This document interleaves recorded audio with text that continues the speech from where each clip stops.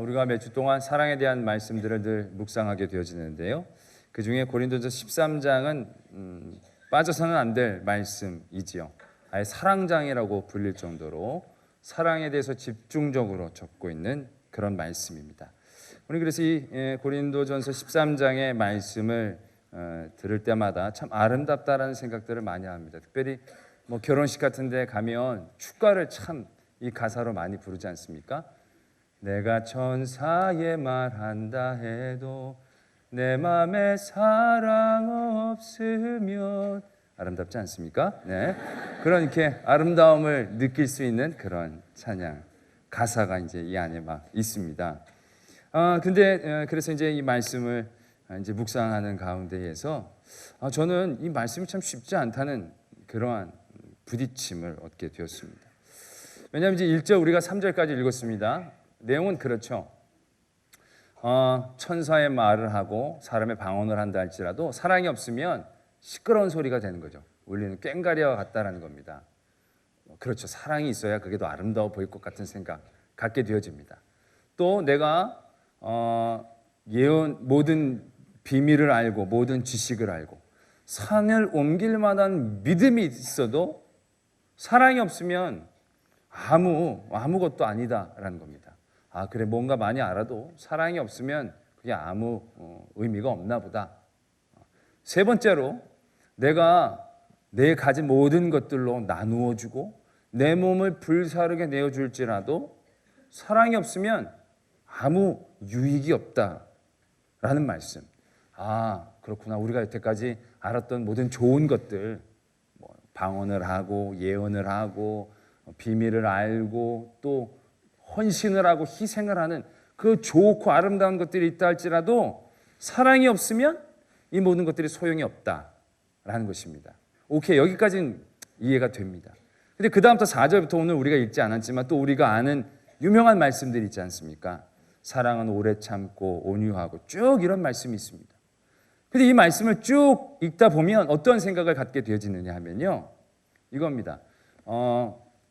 믿음이 있고 소망이 있고 희생이 있어도 사랑이 없으면 이게 다 소용이 없는데, 그래서 사랑을 해야 되는데 이 사랑은 뭐냐? 모든 것을 믿으며 모든 것을 참으며 모든 것을 견디는 것이다.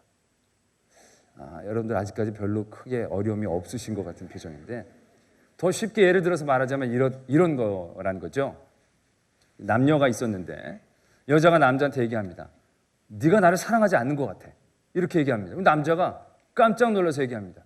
너 무슨 말을 하느냐? 내가 너를 얼마나 사랑하는데, 내가 너 사랑해서 내가 그 비싼 명품 가방을 나는 입지도 않고 먹지도 않고 돈 모아서 너한테 사주지 않았느냐고.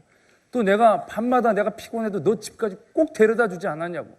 저녁에 피곤해도 너랑 몇 시간씩 전화 통화하는 거 내가 늘 전화하면서 늘 내가 너한테 사랑한다고 얘기도 많이 해줬는데, 내가 그렇게 많이 얘기를 했는데 너는 왜 내 사랑을 모른다는 거냐? 그러면 이제 여자 쪽에서 얘기를 하죠. 진심이 안 느껴져. 누가 가방 꼭 달랬어? 누가 꼭 집에 데려다 달랬어? 누가 그렇게 읊조리듯이 사랑한다고 얘기해 달랬어? 마음이 안 느껴지는 걸 어떻게 해? 그래? 오케이, 좋아. 그럼 내가 너한테 어떻게 해주면 돼? 어떻게 내 진심을 보여주면 돼? 내 마음을 어떻게 보여주면 되는 거야? 여자가 얘기합니다. 그래? 그렇지. 그래. 가끔 길을 가다가 나에게 사주고 싶은 것이 보여지면 그럼 나한테 사주면 돼. 그리고 전화를 나한테 걸어주면 되는 거고, 사랑한다고 꼭 얘기해 줘야 되는 것이고, 집에 갈 때마다 내가 혼자 가면 힘들까 봐 꼭 나를 데려다 줘야 돼. 그게 사랑하는 거야 라고 대답하는 것. 남자가 깜짝 놀라죠. 그거 내가 여태까지 했던 건데, 내가 했던 거는 사랑이 아니라고 얘기해놓고서는 그럼 무슨 사랑을 해야 되냐고 물어봤더니 내가 했던 그거를 하라고 얘기하니까 참 난감할 때가 있는 상황. 그 상황이 고린도전서 13장 상황이다라는 겁니다. 네가 아무리 천사의 말을 하고 사람의 방언을 해도 사랑이 없으면 소용이 없어. 그렇습니까? 그럼 내가 어떻게 해야 됩니까? 천사의 말을 해야 돼. 이겁니다. 내가 내 모든 것들을 나눠주고 희생하고 내 몸을 불사르게 내어줄지라도 사랑이 없으면 이 모든 것들이 아무것도 아니야. 그래요? 그럼 내가 그 다음에 어떻게 하면 됩니까? 네 몸을 불살라. 네가 있는 걸 다 나눠줘. 이제 그 얘기인 것 같이 다가온다라는 얘기죠. 왜냐하면 1절부터 3절까지는 그런 게 있어도 사랑이 없으면 아무것도 아니라고 그래서 사랑을 하려고 그랬더니 그럼 사랑 뭐냐?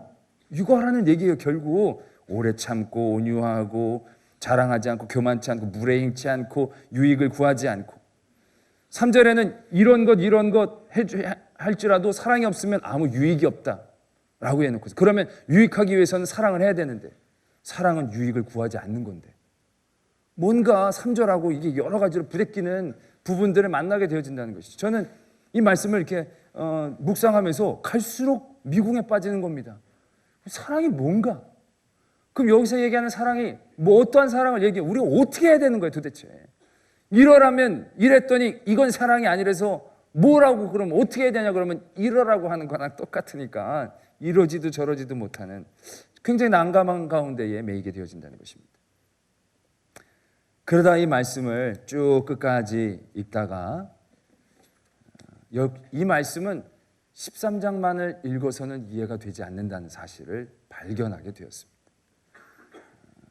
이 13장의 이 사랑은 우리에게 또 다른 사랑의 틀을 보여주고 계신다라는 것입니다. 내가 어떻게 해야 될지, 내가 어떻게 하는 것이 옳은 사랑인지만을 생각한다면 우린 13장에서 우리는 물음표밖에 얻을 수가 없습니다. 그러나 12장에서부터 이 말씀을 이해해 나가야 된다는 것이죠. 왜냐하면 13장이 그냥 시작한 게 아니라 12장 31절에 보면 너희가 더욱 큰 은사를 사모하라. 내가 또한 가장 좋은 길을 너희에게 보이리라 라고 말씀하시면서 13장이 시작되어지기 때문에 이 13장은 12장과 굉장히 연관성이 있다는 것이죠.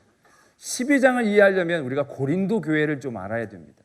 이 고린도 전서는 고린도 교회에 있었던 여러 가지 문제와 어려움들에 대하여 편지로 해결해주고 또한 설명해주고 인도해준 그러한 말씀이거든요. 고린도 교회가 어떤 교회냐면 사도 바울이 꽤 오랫동안 목회했던 지역 중에 하나입니다. 이 고린도 교회가 그런데 꽤 성장을 한 교회라고 볼 수 있겠지요. 근데 이 고린도 교회 안에서는 늘 어떠한 싸움이 있었던 것 같습니다.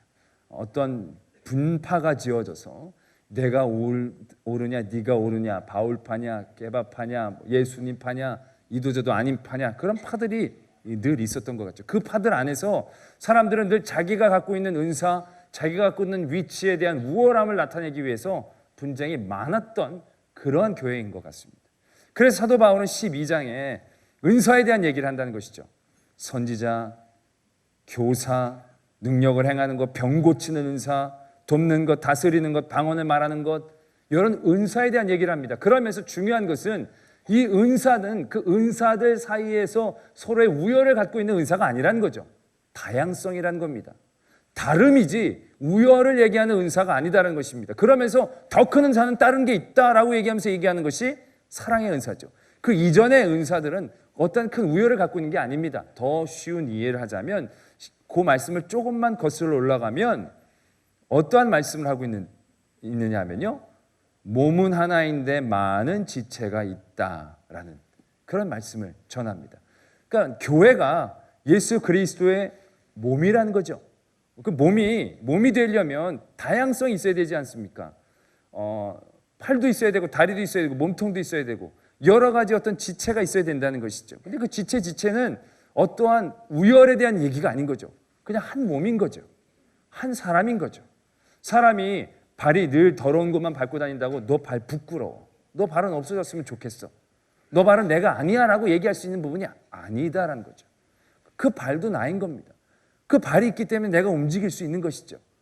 몸에도 입만 이미 늘 좋은 것을 먹고 좋은 것만 대하니까 늘 입만 있으면 그게 어디 몸이겠습니까? 그게 괴물이지? 아니다라는 겁니다.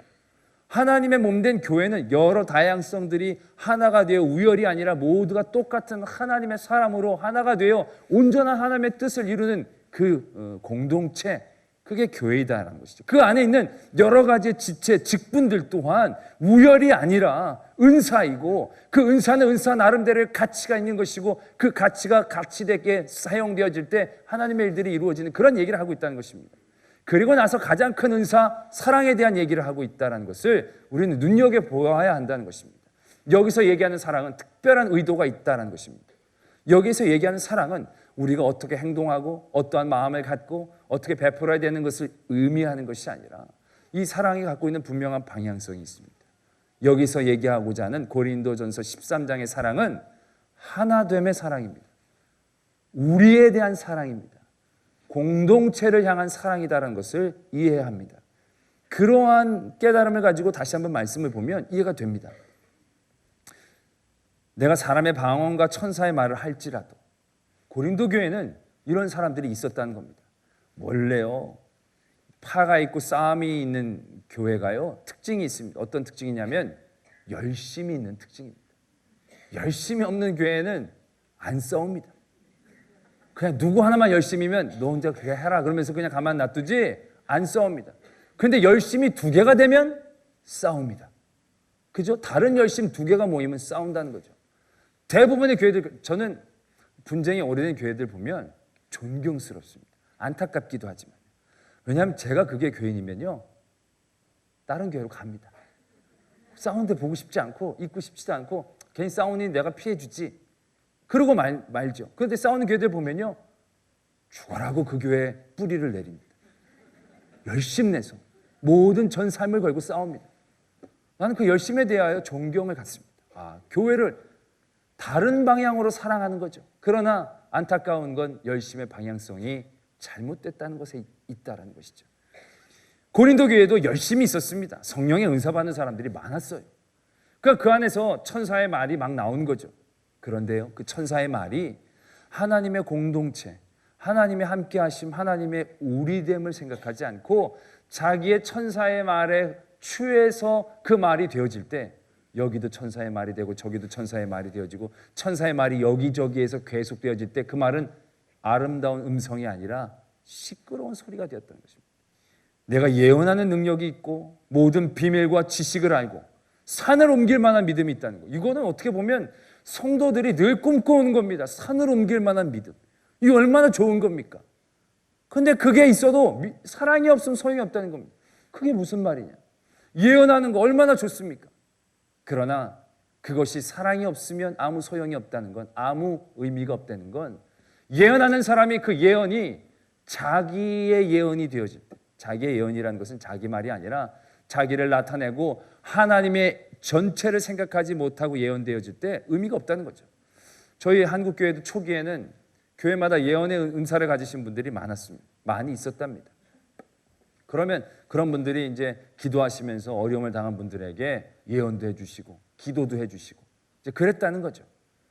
그런데 어떻게 되느냐면 그러한 분들이 생기니까 그 분들이 어떻게 행동하냐면 다른 사람들 앞에서 자기의 우월감을 나타내기 시작하는 것이죠. 여러분 이렇게 교회가 있는데 예언의 은사를 받으시고 기도하시는 분이 계십니다. 그런 분이 계시면 문제가 생겼을 때 여러분들은 저한테 오시겠습니까? 그분한테 가시겠습니까? 너무 쉬운 얘기죠. 그럼 그분한테 가는 건 오케이, 좋습니다. 은사에 다른 거니까요.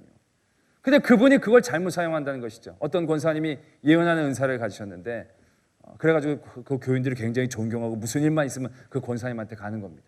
근데 그 권사님이 같이 교인들하고 식사를 나누시는데 우리 목사님 안 되겠어? 한마디 딱 던지는 겁니다.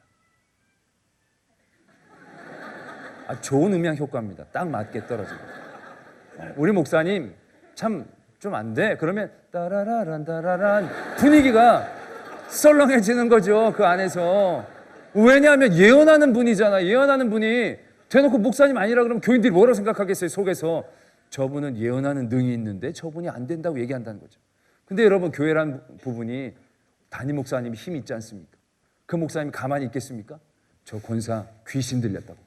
예언하는 은사 좀 봤더니 저렇게 그러면 교회에서 예언 은사파랑 목사파랑 그렇다는 거죠. 그래가지고 예언의 은사들이 얼마나 억압을 당했는지 모른다는 거예요. 은사의 문제가 아니라 은사를 표현하는 사람들이 그 은사를 받았을 때 하나님의 교회에 덕을 되는, 아니 목사가 아니라는 예언의 능력을 받았으면 조용히 목사님한테 가서 얘기를 하든지 아니면 자기 혼자 눈물로 기도를 해야 되지, 자기가 무슨 심판자가 되는 듯이 목사 안 되겠어. 그게 잘못됐다는 얘기죠.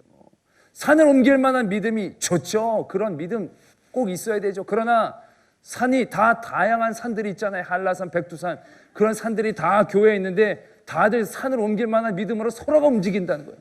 그러니까 산들이 움직이면서 서로 부대끼면서 문제가 생긴다는 겁니다. 산을 옮길 만한 믿음인데 이거 이렇게 옮겨야 됩니다. 나는 이 믿음은 이렇게 옮기는 겁니다.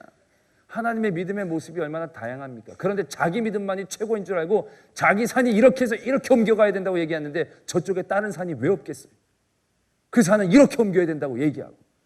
그러니까 그런 믿음이 자기 스스로에게서는 하나님과의 관계 가운데 굳건히 있고 다 좋은데 하나님의 하나된 몸된 교회, 하나님의 공동체, 하나님이 보내주신 모든 섭리의 그 이해관계에 대해서 생각하고 도전되어지고 그가 행해져야 되는데 그러한 개념 없이, 사랑 없이, 그런 하나님의 우리, 하나님의 함께됨의 생각 없이 자기의 산만한 믿음을 내세우고 자기의 예언하는 은사를 내세우고 병 고치는 것들을 나타나게 되어질 때 뭐가 남느냐는 겁니다. 아무것도 아니다라는 것이죠. 아무 의미가 없다라는 것입니다. 내가 모든 것을 구제하고, 이게 사랑 아닙니까?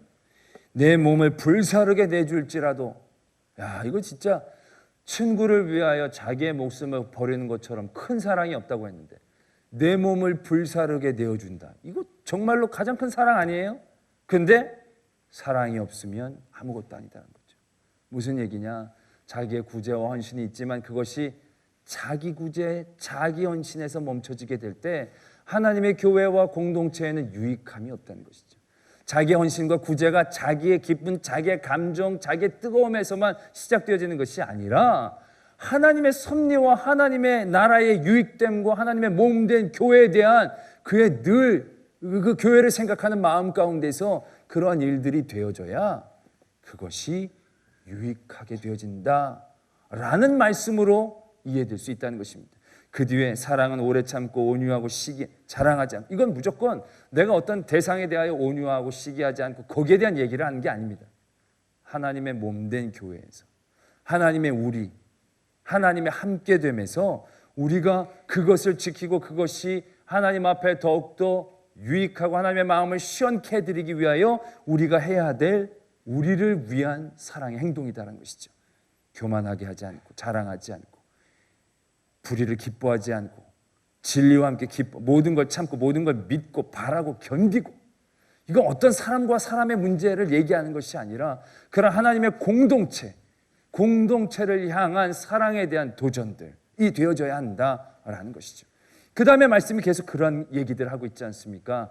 예언도 패하고 방언도 그치고 부분적인 것은 다 필요 없다는 것이죠. 왜? 온전함이 나타날 때가 온다는 것입니다. 근데 그 온전함이라는 것이 무엇입니까? 결국 하나님과 우리의 하나됨의 그때이다라는 것이죠. 그때는 예언, 방언 별 큰 의미가 없습니다. 하나님의 우리와 하나님의 함께됨을 생각하는 그 사랑이 영원하고 가장 가치 있고 필요 있다라는 것을 우리가 깨달아야 한다는 것이죠.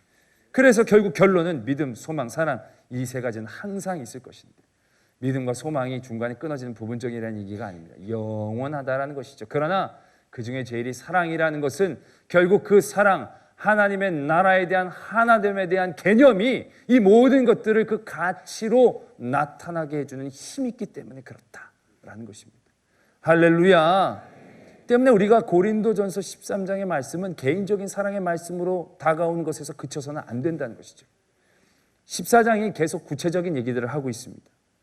너희가 사랑을 추구하며 신령한 것들을 사모하되 예언하라고 해라.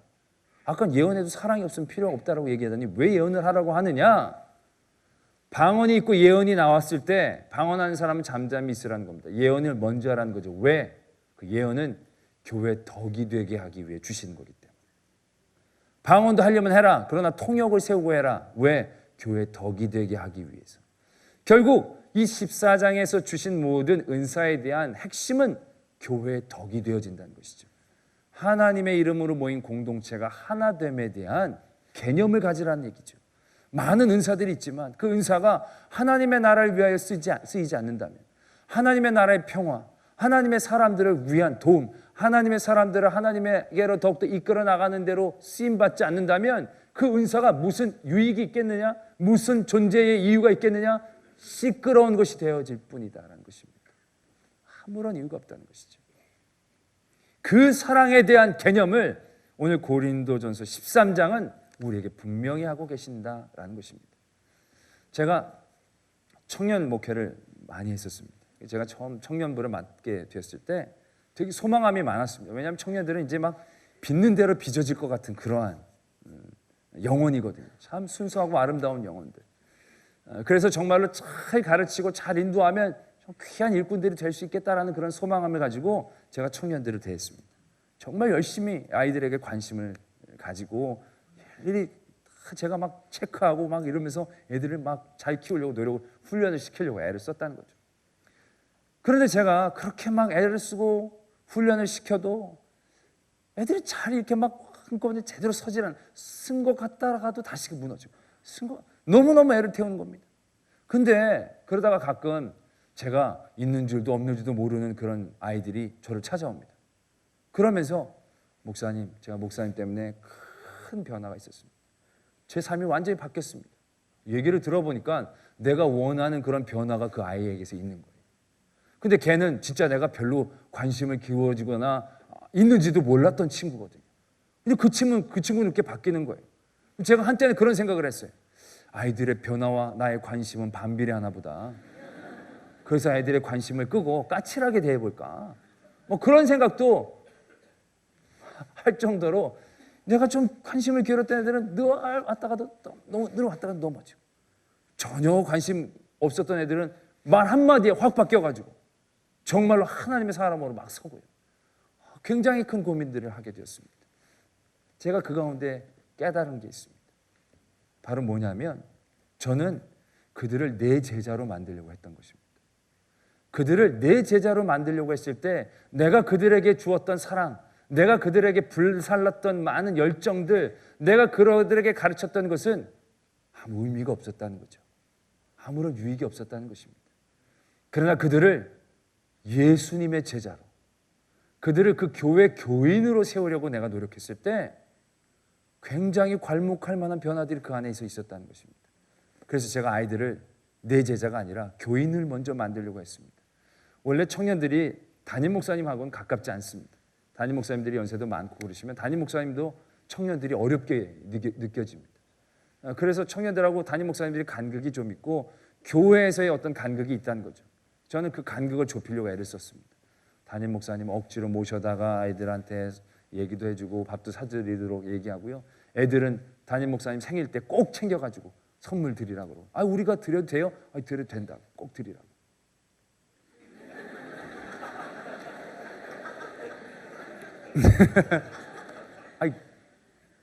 제 처지에서 얘기하기 좀 곤란하네요. 하여튼 그 청년들 크리스마스 때도 카드 꼭 담임 목사님께 쓰라고. 그 우리가 보내도 다 읽으신다고. 애들 롤링페이퍼를 다 해가지고 막 목사님 사랑해요 막 이렇게 해가지고 막 그래가지고 애들한테 막 담임 목사한테 막 억지로 보내게 막 시켰습니다. 근데 그게 처음에는 억지가 됐는데 나중에 관계가 되어지니까는 목사님도 애들을 너무 좋아하시는 거예요. 목사님도 애들 데리고 막 놀러 가고 싶어 하시고 애들도 그러니까 너무 친근해지고 교인이 되어지는 거예요. 그 교회 교인이 먼저 되어지는 것이. 그럴 때 그들의 신앙이 굉장히 건강하게 여러 겹줄로 붙잡히면서 건전하게 자라나가게 되어지는 모습을 보게 되어졌다라는 것입니다. 저는 거기에서 느낀 게 있습니다. 바로 우리가 사랑을 하고 무엇을 한다라고 했을 때 우리는 늘 인간적이고 내 중심입니다. 내가 하는 것, 내 유익, 내 사랑, 그 내 사랑의 어떤 반응이었다라는 것이죠. 그러나 그러한 사랑은 의미가 없습니다. 길지 않습니다. 여러분들의 자녀에게 대한, 가족들에게 한 사랑도 마찬가지입니다. 여러분들이 여러분들을 불살라 누구에겐가 헌신한다 할지라도 그게 여러분들의 사랑이라면 오늘 말씀처럼 뭐 유익이 없게 되어지는 것입니다. 여러분들이 자녀들을 충고할 때 내 자녀 내가 제대로 키워야 되겠다는 생각을 가지고 너 잘 되라는 얘기, 그러한 마음을 가지고 충고하고 천사의 말을 한다 할지라도 애들은 다 잔소리로 듣게 되어진다는 것이죠. 그 사랑의 개념이 깨져야 된다는 것입니다.